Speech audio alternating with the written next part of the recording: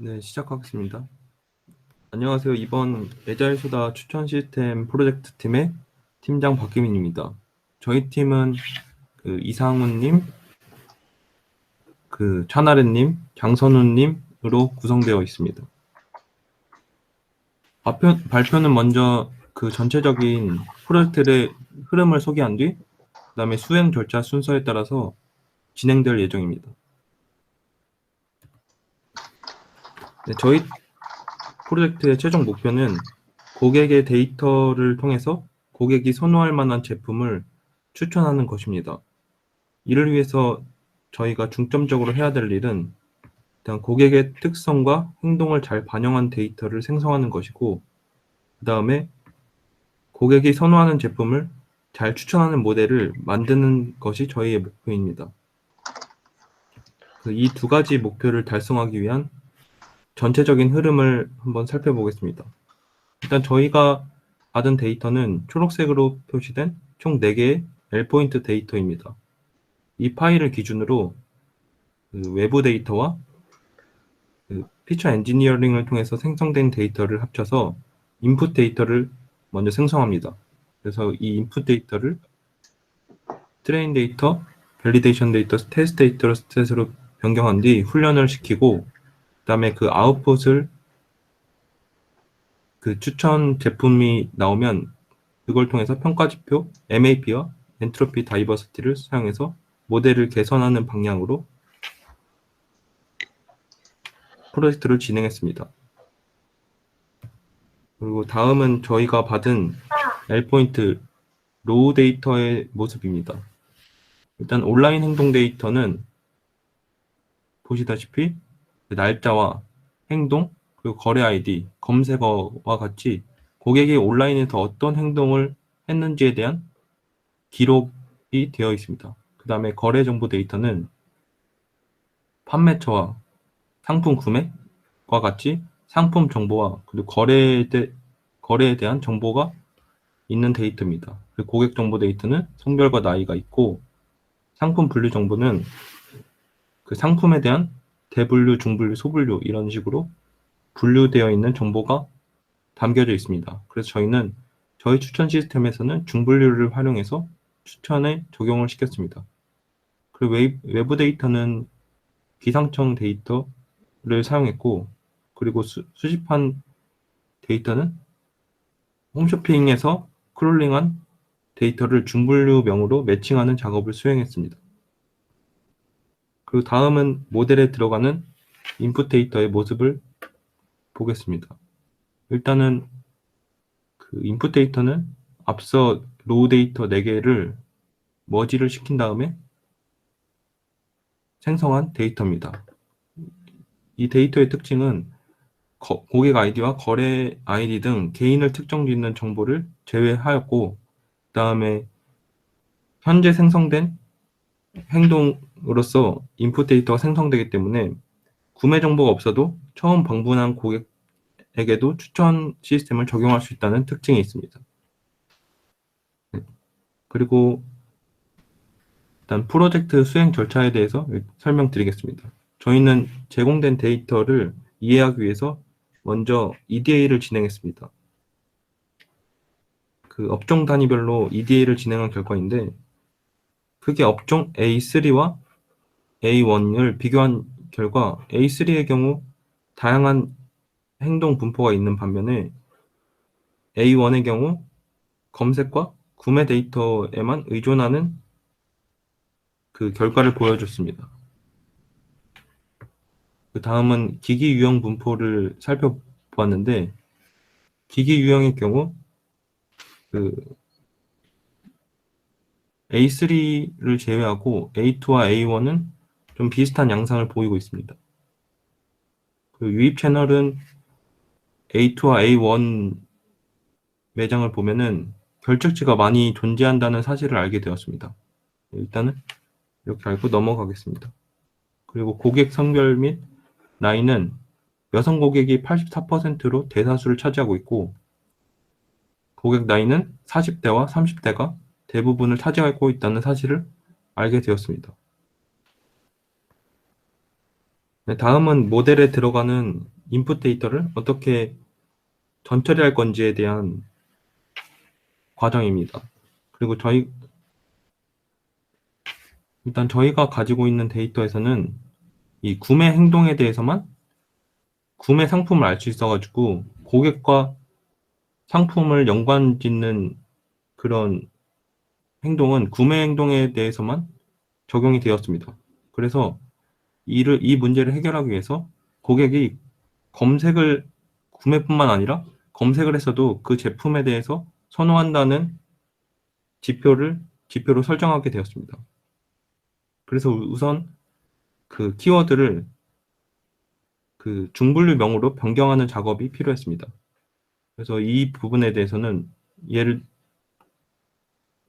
들어 비비고 만두라는 키워드가 있을 때 이거를 롯데홈쇼핑에 검색창에 입력을 하고 그 검색창에 입력한 결과에서 카테고리가 있는데 이 카테고리를 크롤링해서 가져왔습니다.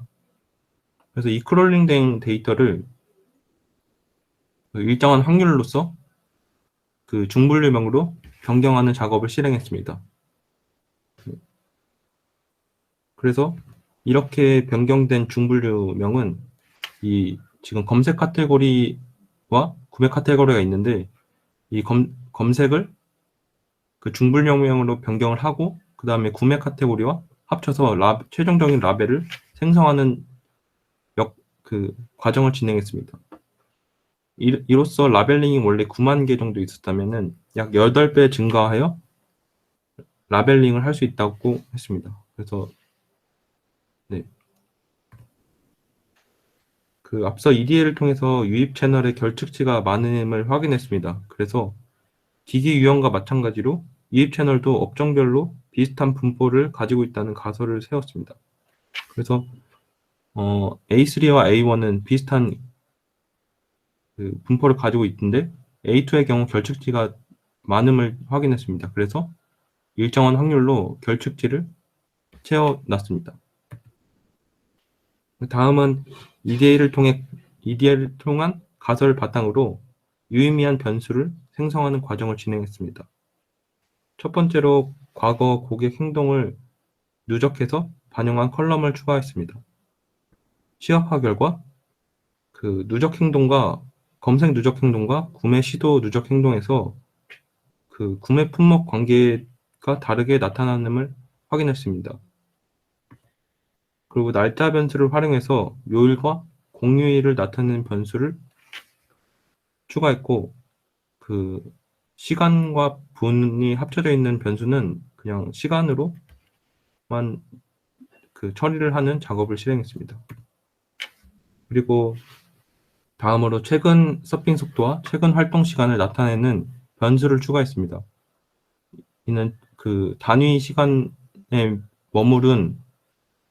페이지당 머무른 시간을 나타내는 서핑 속도인데 이거를 최근에 한 3번 내지 이렇게 그 변수를 적용했습니다. 예를 들어서 앞선 세션에서 그 9시에 활동을 했다 그러면은 다음 세션에도 이를 적용하는 방식으로 그 최근 행동 데이터를 적용했습니다. 그래서 이 페이지 서핑 속도에 따라서 좀 구매 품목에 대한 차이가 나타남을 확인했고 그 다음에 구매 활동 시간에서도 조금 주로 구매하는 제품의 차이가 있다는 사실을 확인했습니다. 그다음에 선호 기기와 선호 채널이 있다는 가설을 세웠고 그다음에 같은 기기라도 유입 채널에 따라서 선호 상품이 다르다는 걸 시각화해봤습니다. 네, 그리고 기상청 데이터는 저희가 구매 제품은 좀 날씨와 환경의 영향을 받는다는 가설을 세웠고, 그래서 이거를 증명하기 위해서 외부 데이터를 사용했습니다. 간단하게 그 기온에 대해서 시각화한 결과, 아이스크림과 우유를 비교했는데, 기온이 높을수록 아이스크림을 구매할 확률이 높다는 사실을 알게 되었습니다. 네, 그리고 유저2 벡터를 적용해서 그 구매 품목이 비슷한 고객은 가까운 벡터로 나타내게끔 임베딩을 해주었습니다. 다음으로 LGBM 모델을 활용하여 중요한 피처를 선택하였고, 그 결과 예를 들어 기상청 데이터에서는 기온과 습도가 좀 중요한 변수라고 나타나는데, 그 강수량과 광수 형태는 조금 중요도가 떨어지는 변수라고 좀 나타나게 되었습니다. 그래서 이 부분은 뒤에서 모델에 들어갈 때 제거를 하게 되었습니다. 다음은 모델에 대해서 설명을 할 건데, 이 부분에 대해서는 이상훈 님이 이어서 진행해 주시겠습니다. 네, 박기님 팀 조원 이상훈입니다. 예, 잠시만 그 화면 공유하고 발표 진행하겠습니다. 네, 지금 33분인데요. 시간이 아직 얼마나 남았는지 확인을 좀 해봐야 될 것 같은데 분량을 시간 한번 고려하면서 진행 부탁드리겠습니다. 아, 네, 알겠습니다. 혹시 화면 보이시나요? 네, 보입니다. 일단 저희가 추천 시스템 저희 모델을 사용한 모델은 그 와이드앤 딥 러닝 모델을 사용하였습니다. 그래서 이 모델 같은 경우는 이제 구글 플레이 스토어에서 모바일 앱을 추천하는데 사용되는 모델이고, 그 와이드 모델과 딥 모델의 이제 두 가지 특성을 결합한 다음과 같은 이제 모양을 띠는 구성으로 되어 있습니다. 이 모델의 특징으로는 이제 추천 시스템이 가져야 할 특징인 그 메모라이제이션과 제너럴리제이션 특성이 모두 반영되어 있는 게 특징인데, 이 메모라이제이션 같은 경우는 과거 히스토리 데이터를 통해서 과거 샀던 이력으로 이렇게 계속 좀 추천을 해주는 특성입니다. 예를 들어 코카콜라를 주기적으로 샀다 하면 코카콜라를 추천해주는 이런 식의 특성이 되어 있고요. 제너럴리제이션 같은 경우는 좀 특성을 일반화시켜서 사지 않았어도 이렇게 좀 다른 품목이더라도 구매를 하게 돼주는, 예를 들어 코카콜라 샀으면 탄산음료를 좋아하는구나 라고 판단해서 실성 사이다를 추천해주는 이런 간단하게 설명하면 이런 특성이 되겠습니다. 다음 넘어가면은 이제 와이드 모델부터 먼저 살펴볼 건데, 그 와이드 모델 같은 경우는 이제 분류형 데이터가 들어갑니다. 특성 분류형 데이터가 들어가서 이제 성별, 연령대는 이거 10대부터 60대까지 6가지 구간으로 저희가 나눈 거고요. 접속기기는 PC나 모바일 이런 게 나눈 건데, 이제 컴퓨터가 들어갈 수 있게 인코딩 해주는 작업이 필요하고, 그 다음에 와이드 모델의 특성은 이런 2가지 이상의 피처를 서로 크로스 프로덕트로 곱해주면서 새롭게 피처를 만들어주는 특성이 있습니다. 그래서 기본적으로는 이제 가중치를 곱하고 바이어스를 더하는 리니어 모델이지만, 이렇게 새롭게 피처를 만들어주면서 약간 넌 리니어한 특성을 가진다고 얘기할 수 있습니다. 다음으로는 이제 딥 모델인데, 그 딥 모델의 경우는 이제 다음과 같습니다. 보통 그 입력 데이터로는 컨티뉴어스 피처, 그러니까 숫자형으로 된 이제 특징도 들어가고, 그다음 카테고리컬 피처, 분류형 데이터도 2가지가 모두가 들어갑니다. 이게 보통 인베딩 과정을 거치고 딥러닝 모델로 작업이 돼서 결국에 아웃풋으로 나오게 되는데, 이제 특징으로는 이제 이 딥러닝 모델이 서로 피처 간의 어떤 상관성을, 눈에 보이지 않는 어떤 상관도나 연관성을 이 딥러닝 모델이 그 파라미터 가중치로 합습을 해줌으로써 사람이 잘 알 수는 없지만 이 피처 간의 연관성을 조금 파악해서 그 특성을 반영해주는, 그래서 제너럴리제이션을 좀 수행해주는 특성이 있습니다. 그래서 이제 와이드 앤 딥 모델이 들어간 추천 시스템을 전반적으로 이게 일반적인 구성입니다. 그래서 이걸 조금 설명을 드리면은, 사용자가 시스템에 접속하면은 사용자 정보로 쿼리를 발생합니다. 그러면은 이제 기본적인 이 검색 시스템이 이 어떤 아이템들 중에서 이 데이터만 가지고 약간 후보군을 좀 검색을 해줍니다. 저희는 이 부분은 이제 구현을 하지 않았고, 기본적으로 사용자 정보와 그 예전 추천 정보, 그리고 사용자가 어떤 행동을 했을 때 행동 정보가 다 로그에 축적이 되는데, 이게 와이드 앤 딥 모델의 입력 데이터로 들어가서 그 저희가 추천할 상품에 대해서 랭킹, 점수를 매기게 됩니다. 그리고 그 점수는 가장 높은 순서대로 이렇게 나열을 하게 돼서 가장 높은 것부터 10개면 10개, 5개면 5개씩 이렇게 추천을 하게 되는 방향이 되겠습니다. 이제 모델 설명은 여기까지고, 이제 마지막에 이제 저희 결론과 그 평가 지표에 대해서는 저희 조 그 차나렌 님이 발표를 이어서 진행해 주시겠습니다. 네, 나래님 시간이 이렇게 많은 편은 아니어서 핵심을 딱 말씀해 주시면 좋을 것 같습니다.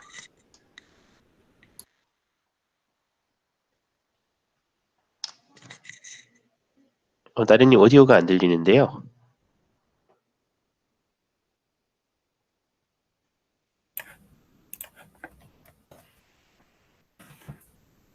보이시죠?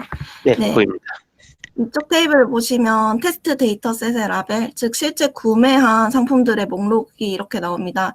그리고 이제 모델의 결과로 모든 상품 카테고리에 대해서 추천 점수가 나옵니다.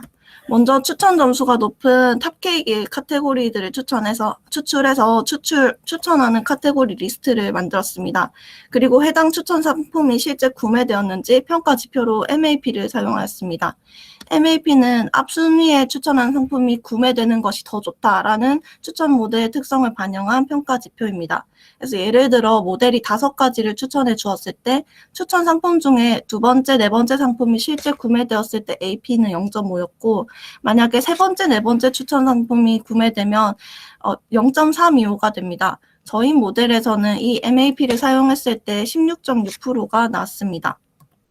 다음으로 추천 상품끼리 다양성이 높은지를 평가하기 위해 엔트로피 다이버시티 평가 지표를 사용했고 그 결과 3.06 정도가 나왔습니다. 이 지표들은 이제 성능이 좋은 다른 추천 모델들과 비교해 봤을 때 MAP 정확도는 우수한 편이고 다양성은 약간 부족한 편이라고 평가할 수 있습니다. 테스트 데이터셋 중에서 24번째 로우에 대한 결과를 비주얼라이징 했을 때 이렇게 나왔습니다. 3개를 추천했을 때를 보면 fruit, vegetables, girls, outwear, hand food care를 추천하였고 그 중에서 fruit, vegetables는 실제로 구매하였기 때문에 AP 지표가 1.0이 나왔습니다. 이렇게 고객의 행동 및 정보 데이터에 기반하여 모델이 무슨 카테고리를 추천하였는지 확인하고 실제 구매한 상품과 비교하여 평가할 수 있도록 만들었습니다. 발표는 여기까지 준비했습니다. 감사합니다. 나른님 확실히 빨리 깔끔하게 정리를 해주시네요. 그러니까 일단 박수 부탁드립니다. 네, 혹시 궁금하신 점들 있으실까요?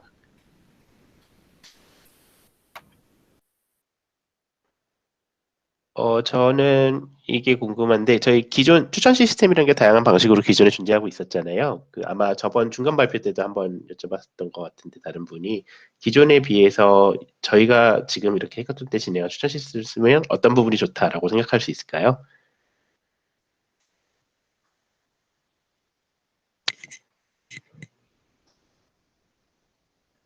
지금 김인님과 상호님과 자리님이 고민하고 계시는 화면이 제 화면에 보이는데.